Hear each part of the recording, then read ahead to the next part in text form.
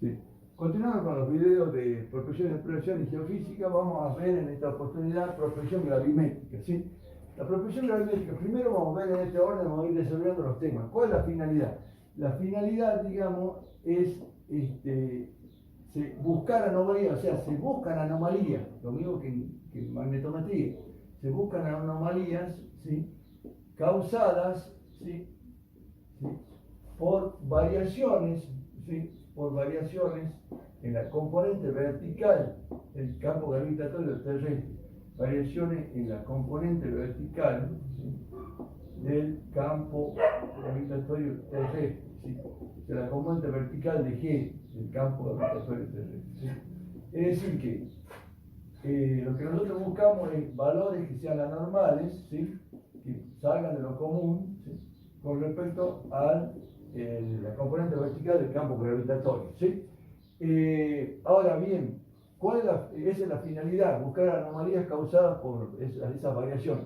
Pero, digamos, ¿cuáles son las principales aplicaciones? En las aplicaciones tenemos que, acá vamos a poner aplicaciones, normalmente las mediciones de la gravedad, los valores de la gravedad, cuando uno mide con el instrumento, no son sensibles a las variaciones verticales, es decir, si vemos cómo se distribuye la capa en la Tierra, el valor de G no varía demasiado con el valor verticalmente, pero sí, ya sea de la densidad o del peso específico, ¿sí? No son sensibles a las variaciones verticales, pero sí a las variaciones horizontales, porque horizontalmente puede haber valores que hacen cambiar bastante el valor de la densidad digamos, del peso específico de las rocas que encuentran sobre la superficie de la Tierra. Es decir, buscamos variaciones laterales a lo largo de la superficie, ¿sí? Y esas variaciones laterales, ¿sí? Se van a producir por algún rasgo geológico. Justamente cuando uno mide, lo que mide son algunos rasgos geológicos característicos. ¿Cuáles son esos rasgos geológicos característicos? Puede ser, por ejemplo, un depósito mineral de alto peso específico, ¿sí? O sea, si nosotros tenemos acá y nosotros tenemos un mineral de alto peso específico con relación a las rocas que los rodean, ¿sí? Entonces, evidentemente eso va a producir una variación lateral del campo gravitatorio, ¿sí? O simplemente puede ser un dique, algún tipo de yacimiento, algún dique cuya densidad sea superior a la densidad media de las rocas que los rodean, ¿sí? Es decir, con ese fin, ¿sí? ¿Y qué otra aplicación puede tener? Un levantamiento de capas, ¿sí? Un levantamiento de capas producido por un cambio estructural, es decir, por un esfuerzo tectónico. Por ejemplo, si yo tengo capas horizontales y están sometidas a un esfuerzo tectónico así lateralmente, estas capas se van a levantar, ¿sí? Y van a producir lo que se llama un anticlinal, ¿sí? Generalmente las rocas graníticas son las que forman los anticlinales, ¿sí? Y con el tiempo son tapadas por sedimentos, ¿sí? Y nosotros, por ejemplo, esta deformación, este cambio estructural, lo vamos a poder localizar, lo mismo que los sinclinales, que son los opuestos, los anticlinales están en la cima, los sinclinales en la parte de la depresión, o también pueden ser los domos salinos. Los domos salinos son pequeñas, digamos, napas en donde hay agua con sal, ¿sí? Que también por ser muy liviana, los esfuerzos tectónicos la hacen que empujar y sobresalen, empujan al sedimento de arriba y queda la sal, en este caso el contraste de densidad siendo menor, es decir que a la vuelta va a ser mayor y al llegar al domo salino va a ser menor porque tiene agua con sal, digamos. En este caso sería por exceso, porque las rocas graníticas, si yo acá estoy midiendo densidades, me dan sedimentos de baja densidad, llego a la roca granítica o basamento cristalino, es una roca dura de mayor densidad y después vuelve a tener menor densidad. En cambio acá al revés, viene con mayor densidad, pasa al domo salino, son típicos yacimientos de Venezuela, y después pasa otro de vuelta a aumentar su densidad. Es decir que esto sirve, cualquier tipo que vimos, los anticlinales, ¿sí? Los inclinales, sobre todo los anticlinales, los inclinales o los domos salinos, ¿sí? Son lo que se llaman trampas petrolíferas, o sea, estructuras que favorecen el almacenamiento de hidrocarburos, por lo tanto sirven para la prospección petrolífera, ¿sí? Y lo que se hace es seguir la marcha estructural del basamento cristalino, saber a qué profundidad está el basamento y de esa manera se puede localizar el petróleo. Bien, ahora vamos a los conceptos básicos. Los conceptos básicos que se necesitan, digamos, para esta unidad es fundamentalmente lo que es la fuerza gravitatoria, ¿sí? Y el campo gravitatorio terrestre, ¿sí? Bien, así también como el valor de la aceleración de la gravedad. Bien, lo primero que vemos es la ley de gravitación universal, ¿sí? La ley de gravitación universal fue el descubrimiento de Newton, ¿sí? Que hizo de que produjo un avance fundamental en todo lo que era la ciencia y la física. Sin ella prácticamente los viajes al espacio actuales serían imposibles, ¿sí? La ley de gravitación universal que dice que la fuerza de atracción entre dos masas, llamada masa M1 y masa M2, ¿sí? Todas las masas se atraen entre sí y es directamente proporcional al producto de la masa e inversamente proporcional al cuadrado de la distancia que los separa. Se escribe así: fuerza gravitatoria, que nosotros la conocemos como peso, es directamente proporcional, siendo la constante proporcional G al producto de las masas e inversamente proporcional a la distancia elevada al cuadrado, ¿sí?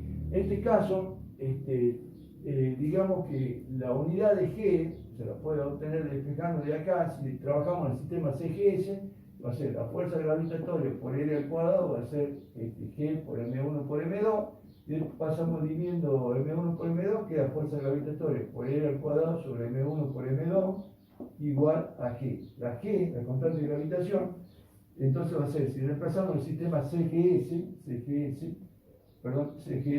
así, va a ser la fuerza gravitatoria está en dina, es una fuerza, la distancia en el sistema CGS en centímetros, como está el cuadrado al cuadrado, la masa en gramos, gramo por gramo sería gramo al cuadrado, o sea que tendríamos dina por centímetro cuadrado sobre gramo al cuadrado. Podemos hacerlo más sencillo todavía: si a la dina, usando la segunda ley de Newton, fuerza igual a masa por aceleración, dina va a ser igual a masa, que es gramo, por centímetro sobre segundo al cuadrado, que es aceleración, por centímetro al cuadrado sobre gramo al cuadrado, ¿sí? Acá podemos centímetro por centímetro, me da centímetro cúbico, o sea que la unidad de G va a ser centímetro cúbico. Acá tengo gramo con el gramo al cuadrado, queda gramo abajo, entonces queda por gramo a la menos 1, ¿sí? Y queda segundo al cuadrado en el denominador por segundo a la menos 2. Esta, como es complicada, se le llama unidad CGS de la constante de gravitación. ¿Qué se hizo? Primero, para medir la constante de gravitación, se hizo lo que se llama el experimento de Cavendish, ¿sí? ¿Cómo hizo Cavendish? Lo que hizo es lo siguiente, ¿sí? Trató de determinarlo, digamos, usando una especie de péndulo, es decir, desde un hilo colgante suspendida una barra rígida, desde su centro de gravedad, al cual le colocaba dos masas iguales llamadas M1 y M1.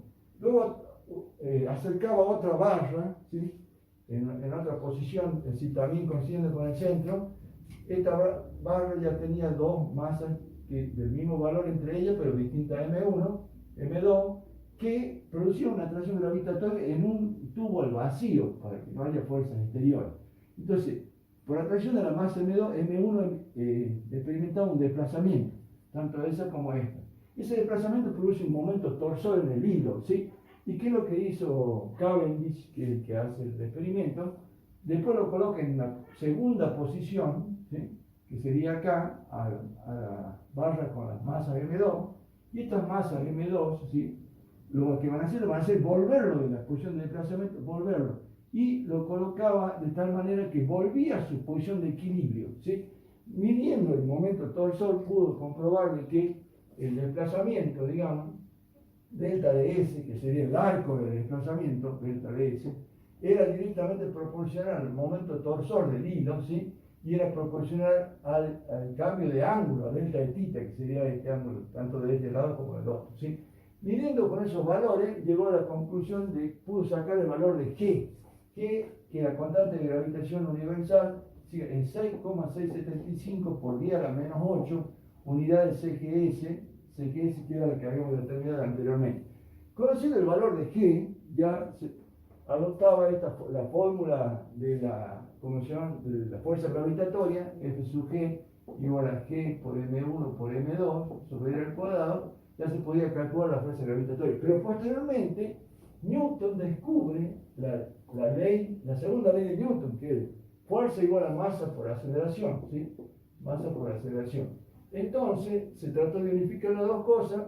La fuerza, en el caso de un cuerpo que cae libremente, es el peso, y es igual a masa por aceleración de la gravedad. Entonces, tanto fuerza gravitatoria como peso es el mismo concepto, por lo tanto se puede igualar. Vamos a poner P es igual a fuerza gravitatoria, ¿sí? Entonces tenemos que M por G va a ser igual a G por M1 por M2 sobre L al cuadrado. Ahora bien, ¿cómo hacemos para poder determinar esos valores? Porque hay varios valores desconocidos en su momento a lo largo de la historia. No se conocía, el único que se conocía el valor de G, faltaba L y faltaba M, la masa de y G. Entonces, ¿qué se suponía? Que en la Tierra, digamos, consideramos un pequeño cuerpo de masa 1 gramo, ¿sí? M1 1 gramo, la Tierra tenía una masa M sub G, ME, que era desconocida, y el radio de la Tierra, que era la distancia entre el centro de la Tierra y el cuerpo, era L sub E. Entonces, como la masa M1 era 1 gramo, que era 1 gramo por G, le daba G igual a G por M1, que era 1, por M2, que era la masa de la Tierra, sobre el radio de la Tierra elevado al cuadrado. Me queda en definitiva esta fórmula que es G por M sub E sobre L sub E al cuadrado. Esta fórmula, ¿qué tenemos conocida? Ya había medido Cavendish el valor de la constante G de gravitación. Nos faltaban conocer estas otras cosas, la masa de la Tierra, el radio de la Tierra y la aceleración de la gravedad. Lo primero que se determinó fue la aceleración de la gravedad, ¿sí? Mediante el experimento de Keiter. Después Eratosthenes saca el radio de la Tierra y por último se obtiene la masa de la Tierra, ¿sí? Primero vamos a ver cómo se obtiene el valor de G. ¿Cuál es la forma de obtener el valor de G? A través del periodo de oscilación de un péndulo, ¿sí? Vamos a poner primero un péndulo simple o ideal, ¿sí? Es un hilo del cual está suspendido una cierta masa M y se define lo que es el periodo de oscilación puesto a oscilar, ¿sí? Quedaría ocupando estas dos posiciones de acuerdo a lo que sea el periodo de oscilación. T es 2pi, se llegó a esta forma, raíz de L sobre G. Este se llama péndulo simple o ideal, ¿sí? ¿Por qué simple o ideal? Porque se suponía que se usaba un hilo inextensible y sin masa. Pero ¿qué pasa? Que es imposible encontrar un hilo que no se estire y que no tenga masa. Entonces se definió otro que se llama péndulo físico real, péndulo real o físico, en donde ya tenía en cuenta la masa del cuerpo y su centro gravitatorio, es decir, teniendo diferentes partículas, digamos, un peso 1, un peso 2, un peso 3, ¿sí? o masa 1, masa 2 y masa 3, y con respecto al centro gravitatorio, voy a tener lo que se define el momento de inercia, que es la sumatoria de la masa por los radios, la distancia al cuadrado, la distancia acá. Entonces, teniendo en cuenta el plano real físico, ya no tiene en cuenta L, sino el momento de inercia, el periodo es 2pi por raíz de I, y el momento de inercia sobre M por G por D, en donde I es igual a la sumatoria de M por la distancia al cuadrado. Entonces, combinando estas dos expresiones, Keiter, mediante un artificio bastante, digamos, ideal, lo que hizo, fue genial, ideó lo que se llama el experimento, digamos, de Keiter. ¿En qué consistía? Tomó una barra, dos cuchillas largas, ¿sí? Y que una ensamblaba en la otra, digamos, una así ensamblaba en la otra. Cada una tenía un punto donde se la podía suspender, un punto O1 y un punto O2, y soldada así en forma atravesada, digamos, una masa, digamos, podríamos poner M1 y masa M2, ¿sí? Y acá tendríamos la masa M2, ¿sí? Entonces, ¿qué pasaba? Lo que hizo Keiter es primero suspenderla del punto de suspensión O1, ¿sí? Y determinar un periodo de oscilación T1, ¿sí? Cuando suspendía de O1, determinaba un punto de oscilación T1, que se correspondía con la longitud L1 de un péndulo ideal, ¿sí? Después daba vuelta y lo suspendía de O2, es decir, pasaba a ser O2 acá, digamos, primero, ¿sí? O2, ¿sí? Y después, acá sería la masa M2 y acá O2. Entonces, tenía otro periodo T2 que le correspondía a lo que se llama la longitud de un péndulo ideal o sincrónico, es decir, L2, algo teórico, ¿sí? Entonces, lo que hizo es, mediante un tornillo micrométrico, corrió, digamos, las longitudes de las barras hasta lograr que los dos periodos de oscilación sean iguales. Entonces, planteó una serie de ecuaciones que las ponemos a continuación, ¿sí? Serían las siguientes, ¿sí? Por ejemplo, cuando estaba suspendido en O1, estando en O1, ¿qué voy a tener? Que el periodo T1 es igual a 2pi por raíz de L1 sobre G, en donde L1 es algo ideal que es difícil de determinar, ¿sí? Pero eso a su vez, teniendo en cuenta el péndulo físico real, tendríamos que T1 era igual a 2pi por raíz de I1 sobre mg de 1, ¿sí? Mg por D1. Bien, entonces, ¿qué pasaba? Como deben ser iguales, porque son péndulos equivalentes, se puede igualar los dos T1, entonces me queda que 2pi por raíz de L1 sobre G es igual a 2pi por raíz de I1 sobre mg de 1, ¿sí? Entonces, ¿qué pasa? Acá los 2pi se pueden simplificar, los pasa uno dividiendo, se puede elevar al cuadrado ambos miembros y se eliminan las raíces, los cuadrados con las raíces, me queda que L1 sobre G es igual a I1 sobre mg de 1. Todavía tenemos en común que está el valor de G abajo, ¿sí? Entonces, simplificando el valor de G o pasando este G multiplicando para allá, me queda en definitiva que L1 es igual a I1 sobre M de 1, ¿sí? M de 1. Bien. Lo mismo se puede hacer con el suspendido en O2. Estando en O2, estando suspendido en O2, ¿sí? Vamos a tener lo mismo, que T2 es igual a 2pi por raíz de L2 sobre G, ¿sí? Y acá vamos a tener que se corresponde con un periodo T2 del péndulo físico real de 2pi por raíz de I2 sobre mg de 2, ¿sí? Entonces, como se refieren, son dos péndulos equivalentes con el mismo periodo, entonces queda que 2pi por raíz de L2 sobre G va a ser igual a 2pi por raíz de I2 sobre mg de 2, ¿sí? Bien, entonces, simplificando los 2pi, elevando al cuadrado, simplificando las raíces, ¿sí? Me queda en definitiva que L2 sobre G va a ser I2 sobre mg de 2, mg de 2. Entonces, simplificando los G, me queda en definitiva que L2 va a ser igual a I2 sobre m de 2. Entonces llegó a estas dos fórmulas, L1 y L2. Pero ¿qué pasa? Que con el tornillo micrométrico se podía correr las barras hasta que los periodos de oscilación fueran iguales, ¿sí? Pero las barras al suspenderse quedan dos barras unidas, entonces se comportaban como una única barra que tenía su centro gravitatorio en el punto medio. Entonces lo que hizo es referir los momentos de inercia a un eje baricéntrico. Hay una propiedad que se llama teorema de Steiner. Teorema de Steiner que dice que cuando hay dos masas que están separadas, cada una tiene su centro gravitatorio y se juntan, ¿sí? Supongamos que un eje pase por acá, ¿sí? Se puede referir con respecto a un eje baricéntrico, ¿sí? Va a tener un momento de inercia I0 con respecto al eje baricéntrico. Y acá va a tener un momento de inercia I, digamos. ¿Qué es el teorema de Steiner? Que el momento de inercia con respecto a cualquier eje que no pasa por el centro, por ejemplo I, es igual al momento de inercia con respecto a un eje que pasa por el centro, más el producto de la masa de todo el cuerpo por la distancia entre ambos ejes, llamémosle D por D al cuadrado. Entonces, esto lo que logra hacer es superponer las dos masas y que actúen como un único centro gravitatorio, y vamos a referir en este caso I1 e I2 usando el teorema de Steiner. O sea, usando el teorema de Steiner, digamos, nos quedaría así. I1 por un lado sería, de acuerdo al teorema de Steiner, igual a I0, momento de inercia, más m por D1 al cuadrado. E I2 sería igual a I0 más m por D2 al cuadrado, ¿sí?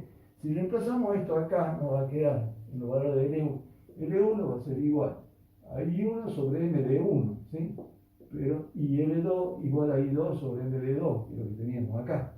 Entonces, vamos a tener que, reemplazando, a que I1, si lo referimos a un eje baricéntrico, va a quedar I0 más m por D1 al cuadrado sobre m por D1, podemos hacer propiedad distributiva, va a quedar I0 sobre m de 1 distribuyendo el denominador, más m por D1 al cuadrado sobre m de 1, ¿sí? Acá podemos simplificar el cuadrado con el D1 y el m con el m, y me queda en definitiva que L1 va a ser igual a I0 sobre m de 1, ¿sí?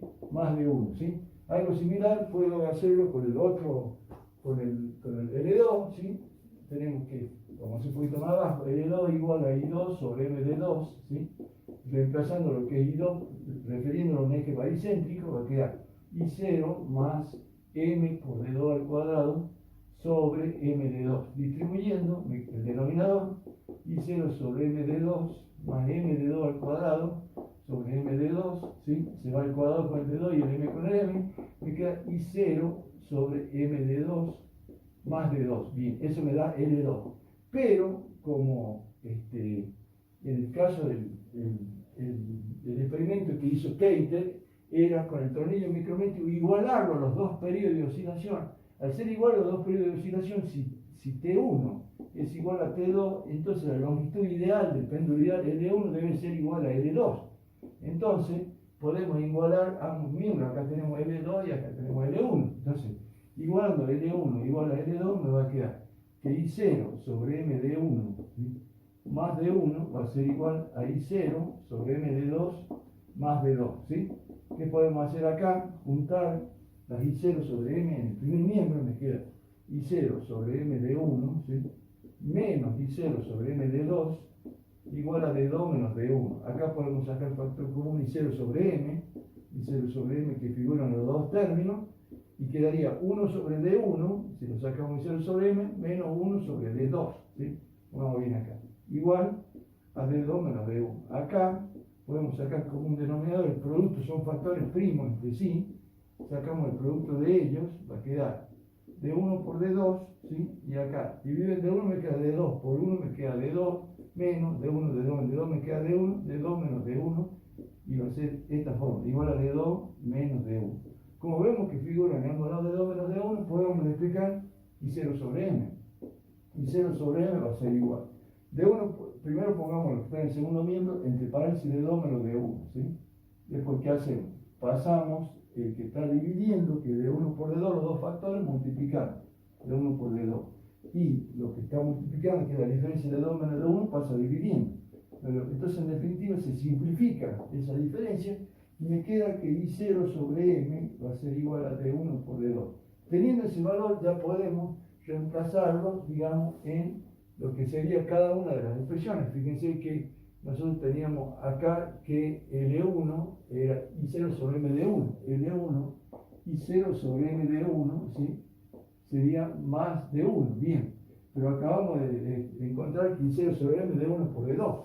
Podríamos ponerlo como I0 sobre M, ¿sí? Y poner por 1 sobre D1, separarlo de forma conveniente.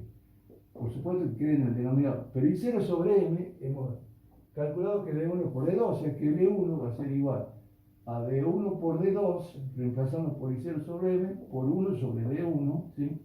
Más D1. Entonces el D1 simplifica D1 y me queda D2 más D1, o también se le puede poner por la propiedad conmutativa D1 más D2.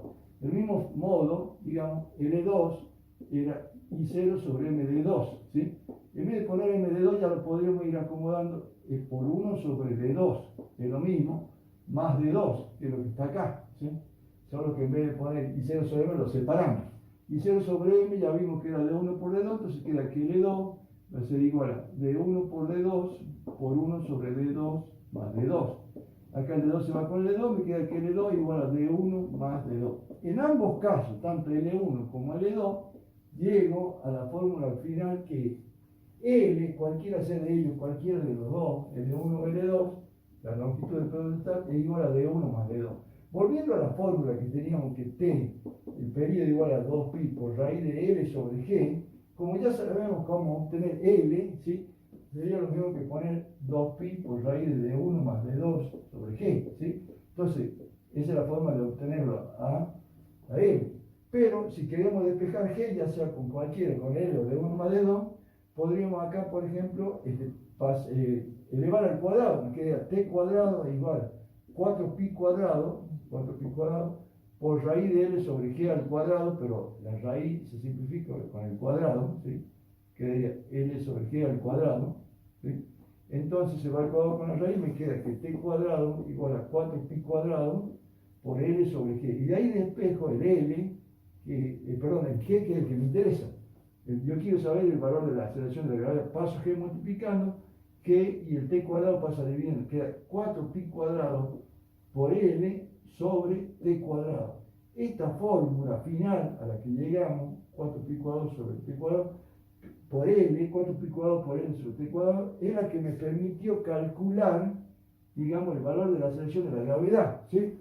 L, ya sabemos que de 1 más de 2, la suma de las dos cuchillas ¿cómo se llama? El experimento de Keitel, T el periodo, y con eso llegamos a este resultado, 978,33 miligales, esa es la acción de la gravedad, ¿sí? En el caso de lo determinó Keitel. Después vemos que también va variando, digamos, de acuerdo a la posición, ¿sí?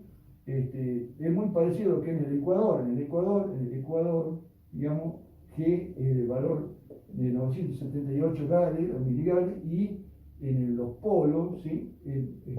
G igual a 972, ¿sí? Es mucho más pequeño, ¿sí? Y en términos medios nuestra latitud es 980 gales, o lo que es lo mismo 9,8 metros sobre el segundo al cuadrado. Bien, eso sería para lo que es, acá lo terminamos mostrando antes de que, para que se vea el experimento, ¿sí?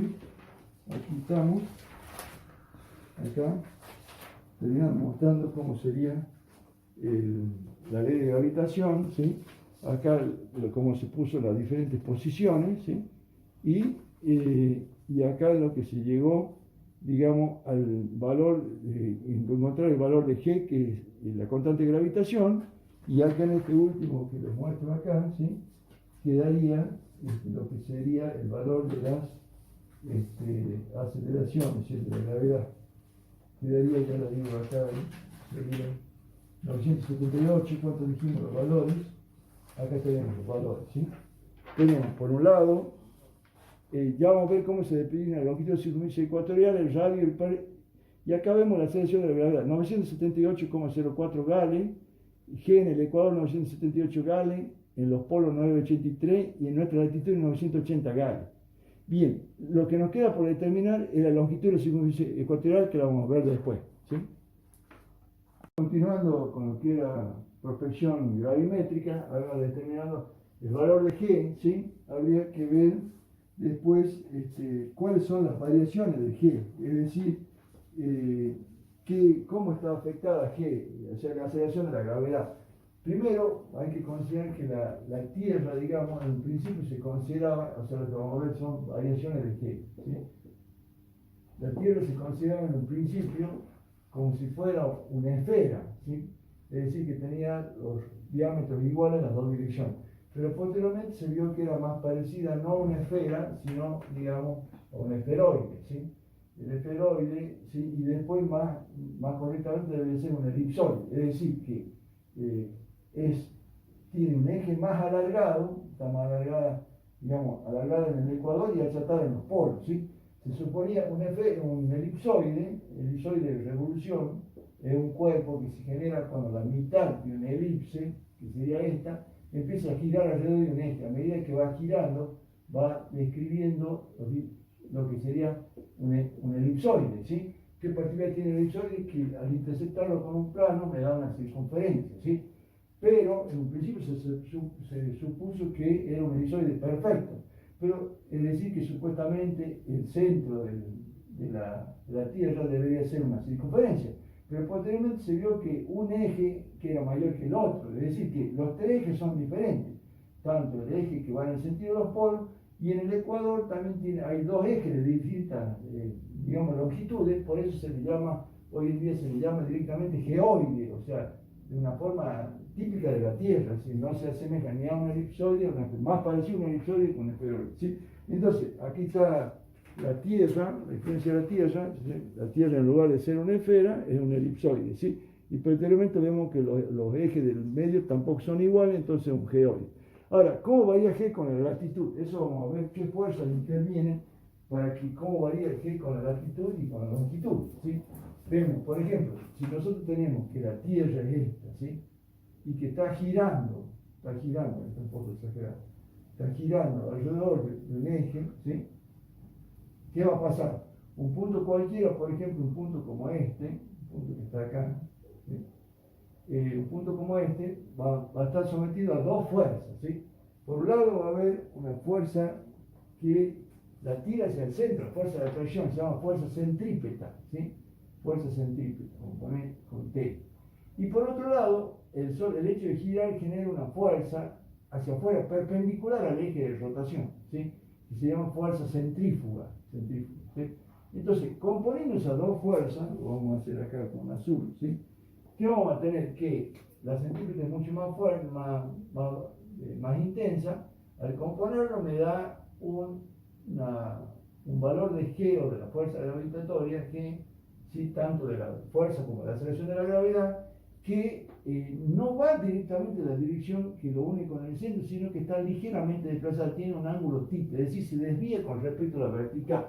Salvo en aquellos lugares, vamos a hacer un poquito mejor esto, salvo en aquellos lugares en donde, por ejemplo, en el polo norte y en el polo sur, ahí qué características tenemos, que al no tener radio, no tenemos fuerza centrífuga, sí tenemos fuerza centrípeta, ¿sí? Tanto en este como en este, ¿sí? Fuerza centrípeta. Y en el ecuador, la característica que se han volado es que las dos fuerzas se oponen, están justo alineadas. Por un lado la fuerza centrípeta, ¿sí?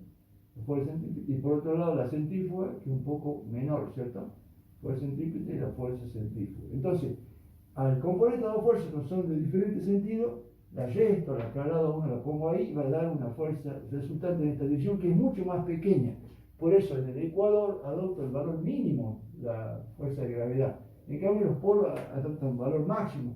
Es por eso de que si uno hace una gráfica, ¿sí?, de cómo va variando, por ejemplo, que este sea el polo norte y este sea el polo sur, es como si lo recorriéramos en este sentido, así, de norte a sur, cómo va variando el valor de G, vamos a ver que su gráfica es una gráfica de este tipo, así ves, teniendo que es máximo, digamos, en donde, en el ecuador, perdón, es al revés, en el ecuador, digamos, es mínimo, es al revés, sería así, así y así. ¿Por qué? Porque en los polos, en el polo norte, vamos a suponer que esté más o menos a la misma altura, el valor es grande, en el polo sur también el valor es grande, es máximo, y en el ecuador toma el valor mínimo, ¿sí? Es decir, que esta es la forma en que va variando G de acuerdo a la latitud y la longitud. Y por otro lado, también tenemos lo que es el desplazamiento respecto a la vertical.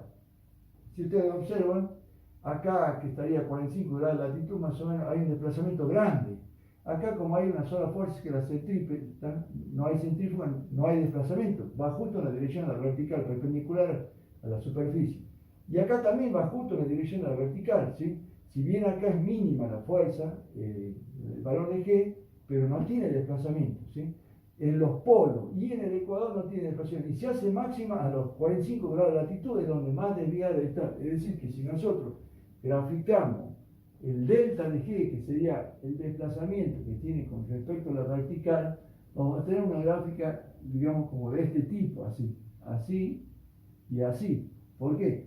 Porque a los 45 grados de latitud norte como a los 45 grados de latitud sur, ¿sí?, vamos a tener el valor máximo donde más se desvía la aguja. En cambio, tanto en el polo norte como en el polo sur no se desvía la aguja, y tampoco en el ecuador. Si bien el valor de G es mínimo, sin embargo no hay desplazamiento con respecto a la vertical. Sería bueno verlo a los gráficos acá para que lo veamos, ¿sí?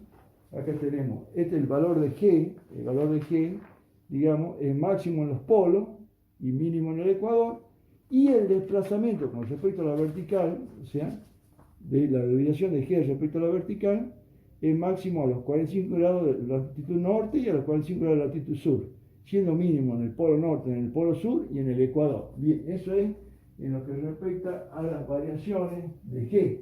También se lo puede cuantificar, digamos, el valor, ¿sí?, el valor de cuánto varía mediante una fórmula empírica, ¿sí?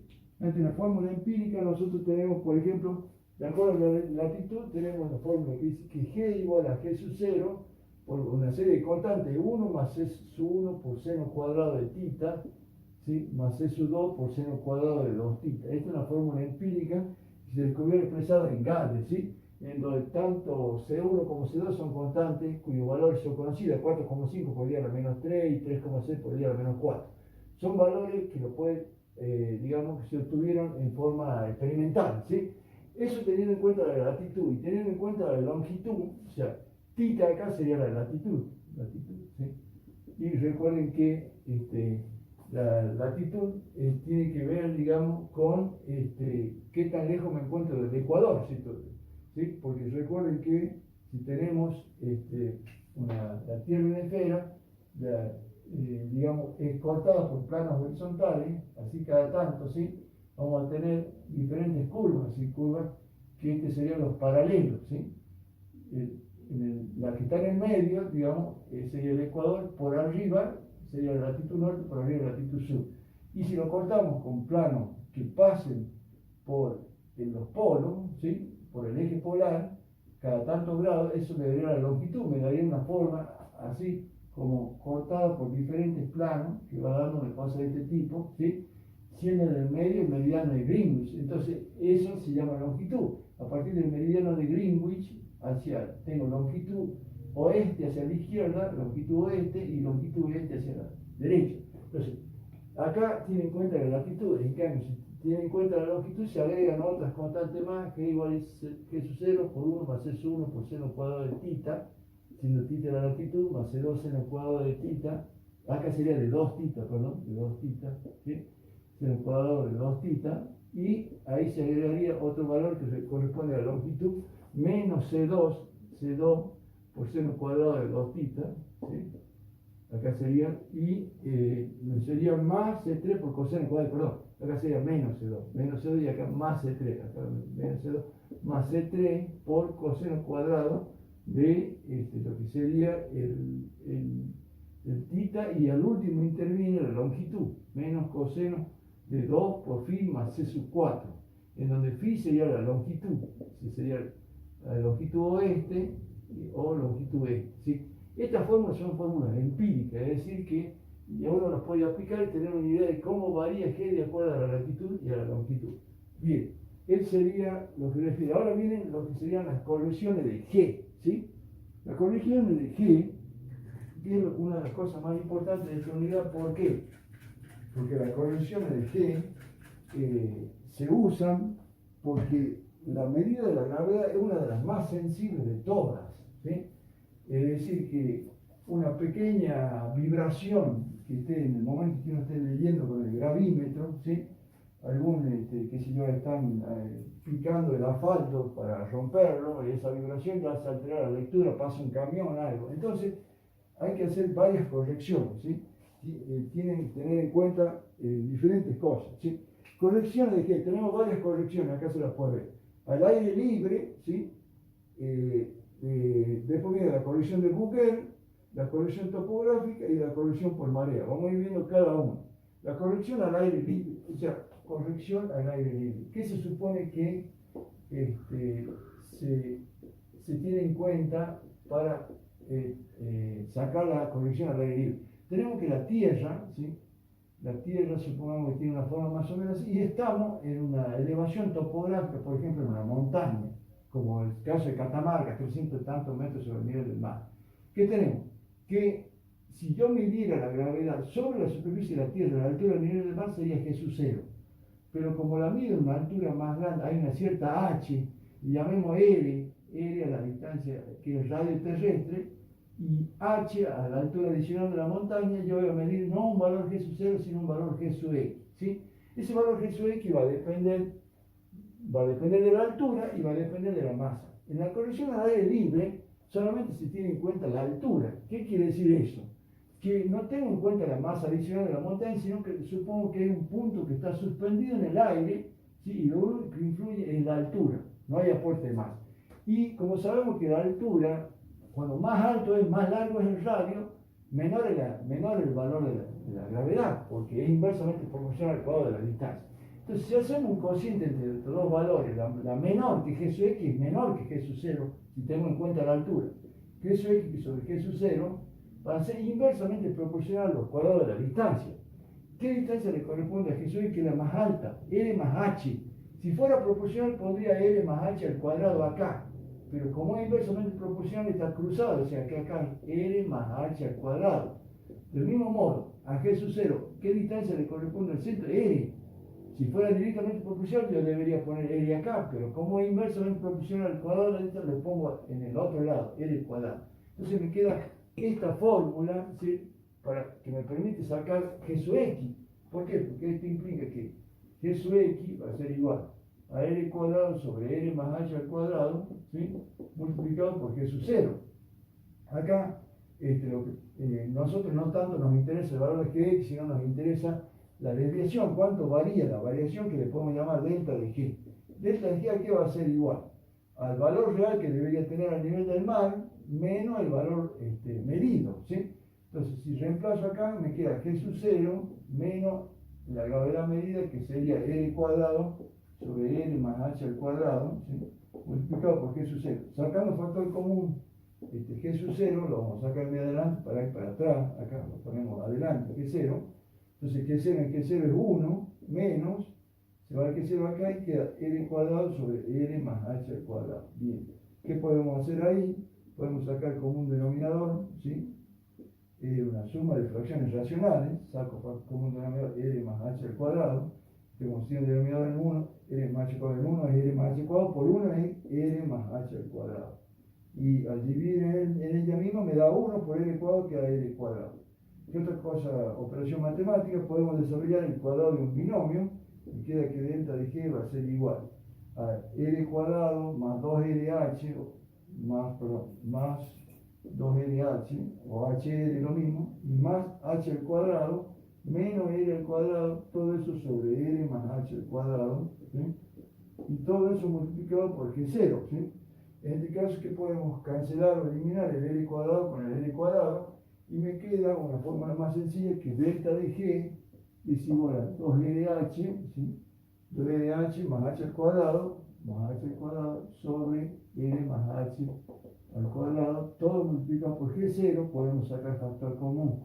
Acá la H me queda que delta de G va a ser igual a H por 2R más H sobre R más H al cuadrado. Bien, también se puede hacer una consideración de magnitud, acá todo multiplicado por G0, ¿sí? ¿Qué consideración de magnitud? Como R es mucho mayor que H, ¿sí?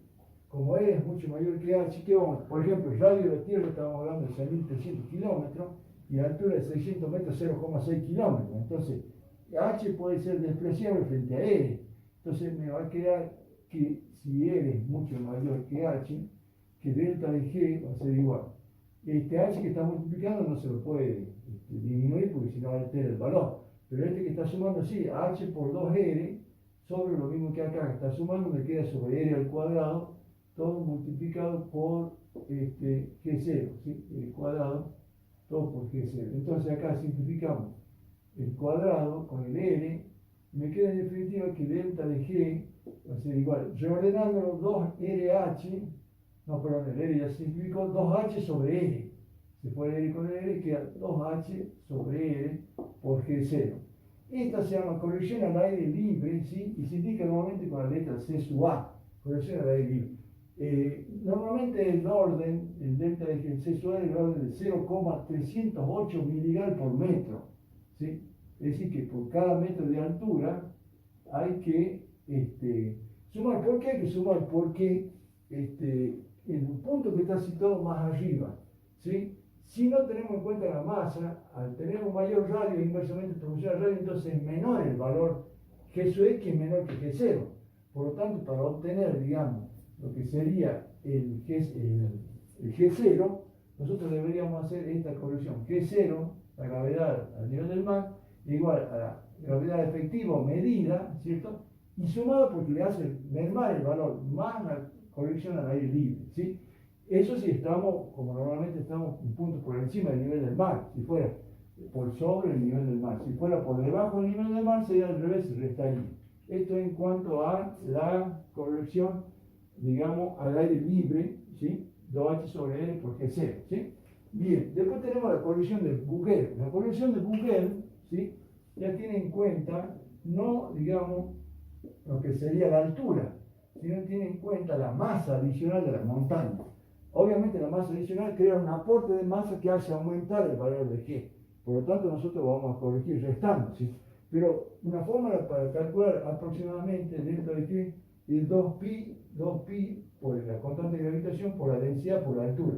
Tiene que ver con la densidad, digamos, del lugar en donde yo estoy midiendo el valor de G, ¿sí? Y esto, más o menos, para un material de densidad 2,7, ¿sí?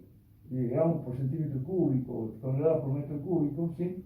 Que es lo que tiene la corteza terrestre, me da un valor aproximadamente de 0,111 delta G por metro, más o menos 0,111 miligal por metro, miligal por cada metro, o sea que por cada metro, digamos, de alturas, vamos a corregir con ese valor. Pero hay que tener en cuenta que al producir una masa adicional, para corregir esto hace aumentar el valor de G sub X. Entonces, para llevarlo a G0 hay que restarlo, es decir, que teniendo en cuenta las dos correcciones va a ser G0, gravedad a nivel del mar, es la gravedad efectiva o medida, más la corrección al aire libre, y menos la corrección de Vogel, porque hace aumentar la masa y tenemos que restar, siempre que esto sea sobre el nivel del mar.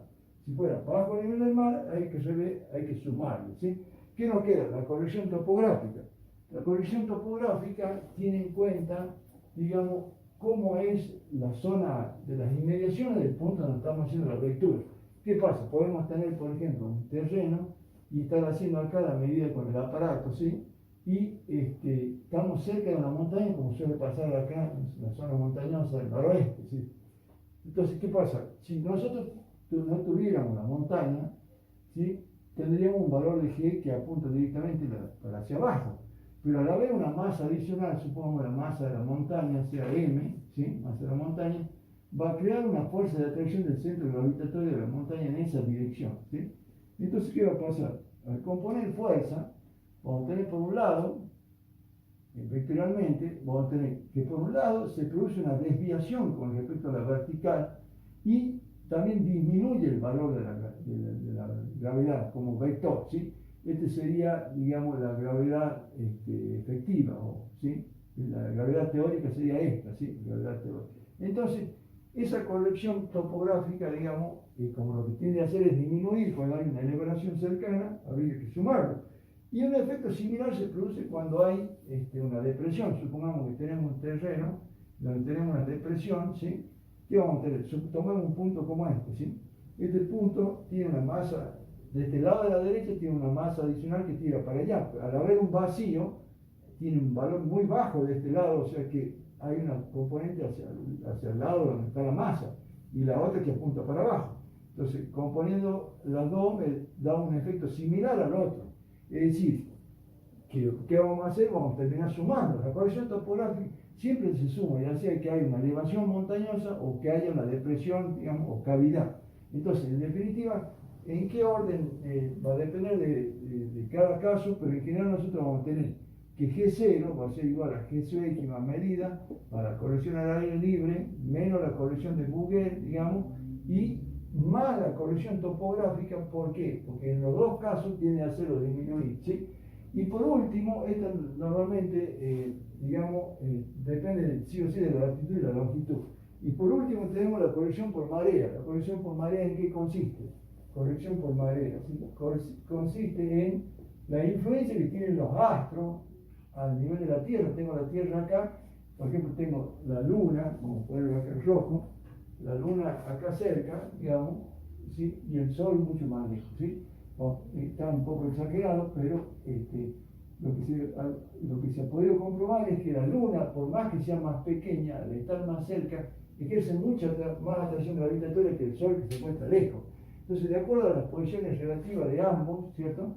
Si hay un valor de G en este punto que apunta para abajo, la atracción tanto de la Luna va a producir para allá y el Sol también, un poco menos por mayor distancia, pero ambos lo que van a hacer variar el valor de G, ¿sí? De acuerdo a la hora del día y a la época del mes.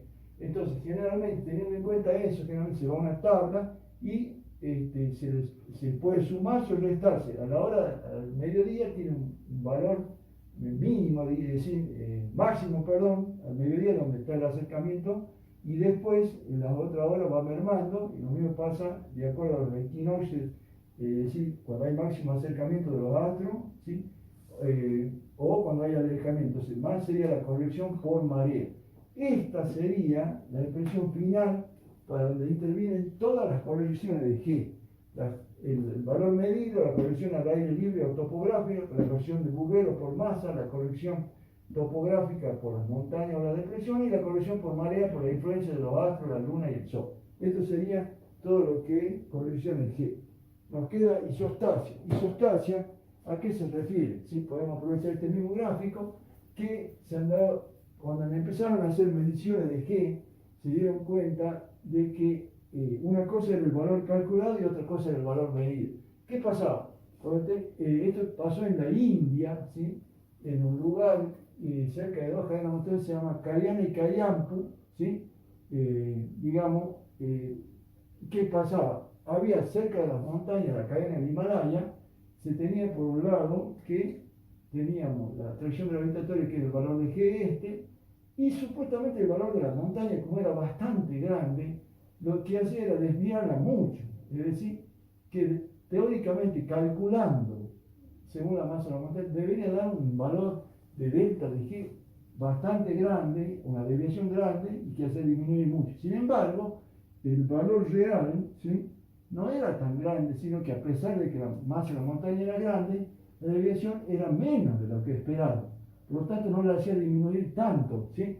Y ahí empezaron a salir teorías para explicar por qué la masa de la montaña, sin embargo, al ser grande, no la hacía disminuir mucho. Entonces llegaron a la conclusión de que no debe tener la misma densidad que tiene la montaña en superficie hacia abajo. Es decir, que lo que se supone es que a medida las cadenas montañosas que están elevadas, a medida que vemos la raíz de la cadena montañosa, la parte de abajo, tiene menor densidad de la parte de arriba, de tal manera que se compensa, porque si no, el exceso de peso que tendría no podría soportar, digamos, la roca del sustrato de la Tierra, porque, fíjense, un simple análisis, si uno dice, por ejemplo, tengo la parte más alta de la Tierra, supongamos el Monte Everest, que está a 8.000 metros, ¿sí? 8.000 metros de altura. Y tengo la fosa de Atacama, que está por acá, y que está a 11.000 metros por debajo del nivel. Si la ponemos junta, ahí está el nivel del suelo, si la ponemos junta a la fosa de Atacama, ¿sí?, y de acá hasta acá hay 11.000 metros, ¿sí?, y de acá hasta arriba hay 8.000 metros, entonces Atacama, y arriba tenemos el Monte Everest, ¿sí? ¿Qué vamos a tener? Que hay una diferencia de altura de 19.000 metros, 11.000 metros más 8.000 metros, 19.000 metros. ¿Qué pasa? Si yo mido acá, digamos, la presión, ahí despreciando la columna de agua es prácticamente cero, sin tener en cuenta el peso de la columna de agua. Pero si tengo en cuenta la diferencia de altura que hay con respecto al Monte Everest, a los 19.000 metros habría una presión de 4.000 kilogramos por centímetro cuadrado. No hay prácticamente ninguna roca que pueda soportar semejante peso. Estaría todo en condiciones fluidas y se rompería todo, no podría mantenerse la Tierra. Entonces, quiere decir que la densidad que muestra acá en la parte superior no es la misma que la parte de abajo. Eso es lo que sostiene la isostasia. La isostasia dice que la densidad de la roca se acomoda de acuerdo a la profundidad.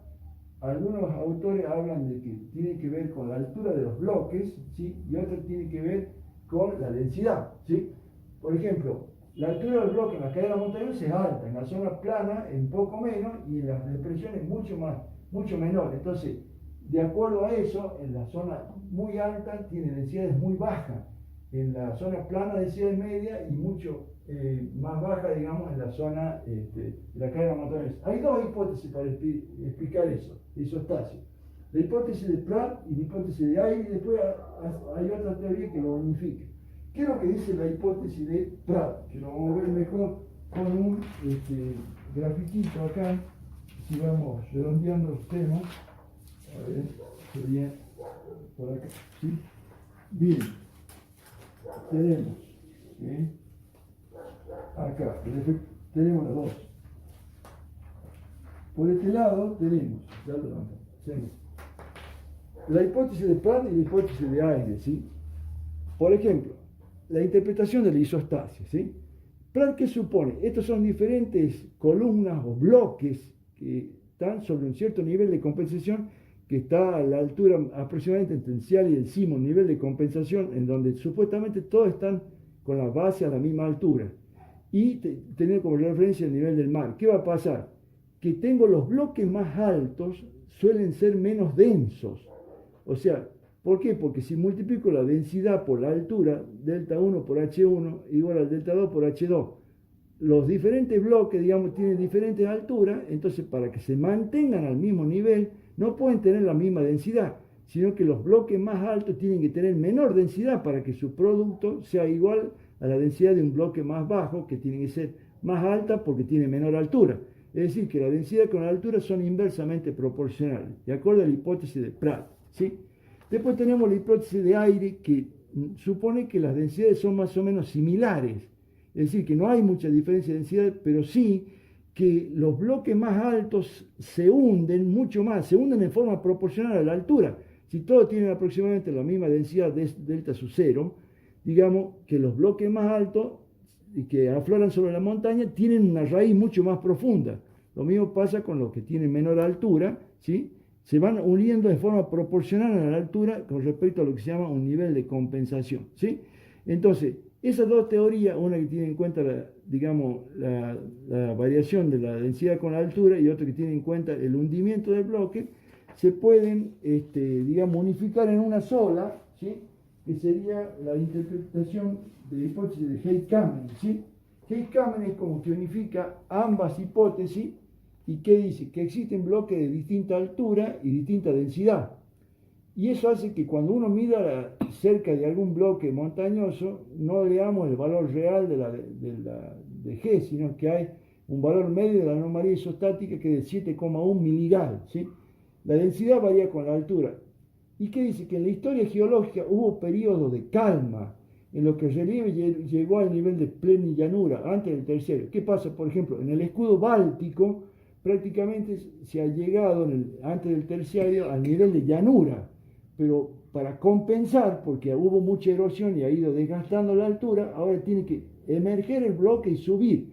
Y se supone que sume unos 7 centímetros por año y se supone que va a subir 250 metros. O sea, la orogenia se produce en aquellos lugares donde hubo mucha actividad erosiva que hizo bajar la altura, y para recuperar con respecto al nivel tiene que subir mediante una cadena montañosa, ¿sí? Esa es la interpretación de la isostasia. Bueno, y por último, ¿qué nos quedan? Los aparatos de medición, ¿sí? Los aparatos de medición, que acá vemos algunos, ¿sí? Uno de los más conocidos de los instrumentos de medición, está bien ahí, es la balanza de torsión, que ya vimos que en Cavendish habían usado algo parecido, que es una barrita con una masa que pende, digamos, del centro de gravedad, y se le acerca a otra masa, y de acuerdo al momento torsor va a ser el valor de G, ¿sí? Eso se llama balanza de torsión, ¿sí? Después tenemos los gravímetros. Hay algunos gravímetros, se llaman gravímetros estables, y otros gravímetros inestables. Los gravímetros estables son parecidos al dinamómetro, es decir, que tienen una masa suspendida de un resorte, y de acuerdo a cómo varía la gravedad, ese resorte se estira, ¿sí? O se desplaza a lo largo de una escala, ¿sí? En la gravitación normal está en cero, pero cuando encuentra una anomalía, por ejemplo un sector mineralizado, se estira el resorte y se desplaza, digamos, la aguja con respecto al cero, y da un valor distinto de lo que es la anomalía por gravedad. Después, también hay dispositivos ópticos. Por ejemplo, acá yo tengo el resorte, ¿cierto?, del cual pende una masa. De acuerdo a cómo se estira el resorte, voy a tener cómo va aumentando la gravedad, y acá tenemos un pequeño espejito donde le hacemos incidir una luz, de la lámpara, que se refleja, y con un telescopio puedo ver, al tener un cierto ángulo, hace aumentar el valor de la lectura y lo puedo determinar con mayor precisión. Y después tenemos los gravímetros inestables, que hacen como una combinación de una barra con un resorte, que eso es mucho más sensible ante una pequeña variación de la gravedad. Hay una especie de acomodamiento entre el estiramiento del resorte y el acomodamiento de la barra, que hace que se produzca un desplazamiento mucho más grande y es más medible, digamos, ¿sí? Por último, esos son los gravímetros. Por último, vemos cómo se trabaja en el campo. En el trabajo de campo esto es muy importante, lo que es la topografía, es decir, que hay que tener muy en cuenta cómo varían de acuerdo al lugar y cómo varía de acuerdo a la hora del día. Entonces, ¿qué hacemos?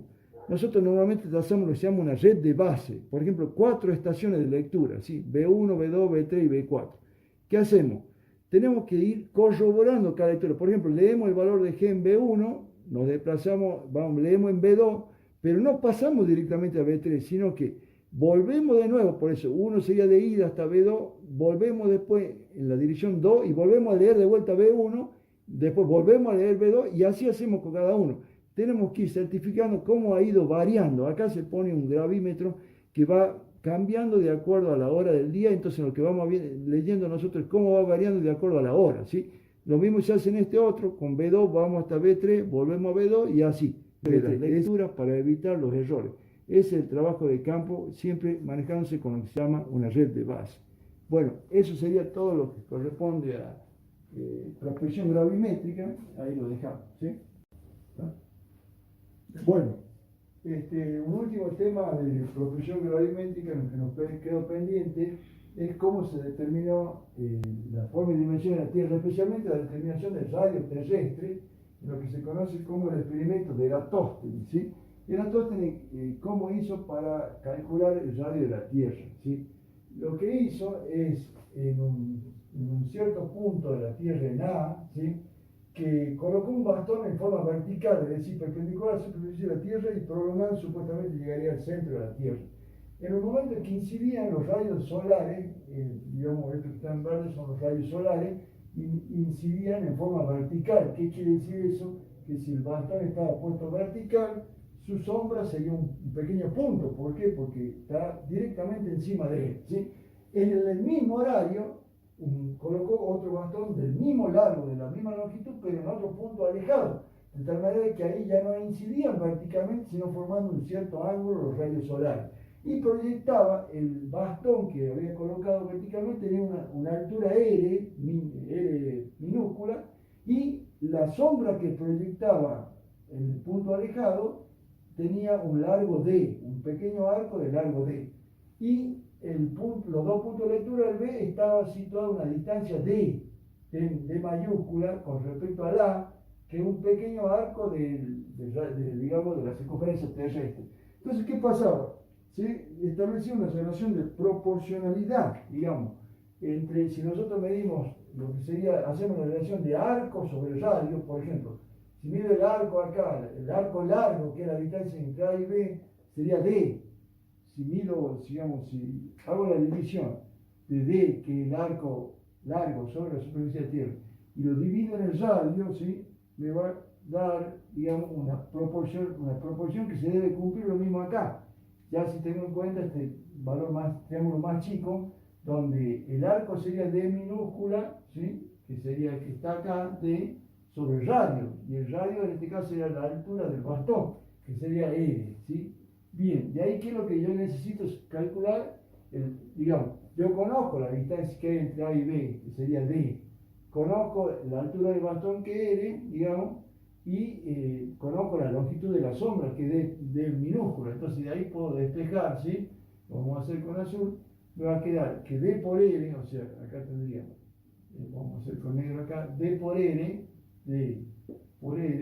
pasamos multiplicando, ¿sí?, va a ser igual a R por D minúscula, ¿sí?, igual a R por D minúscula. Y como me interesa a mí sacar R, el radio de la Tierra, va a ser igual a D por R sobre D. También se puede hacer la relación, digamos, de proporcionalidad, digamos, poniendo D sobre D primero, ¿sí?, o sea, poner así, D sobre D, y este resultado, multiplicarlo por R, que es la altura del bastón, ¿sí?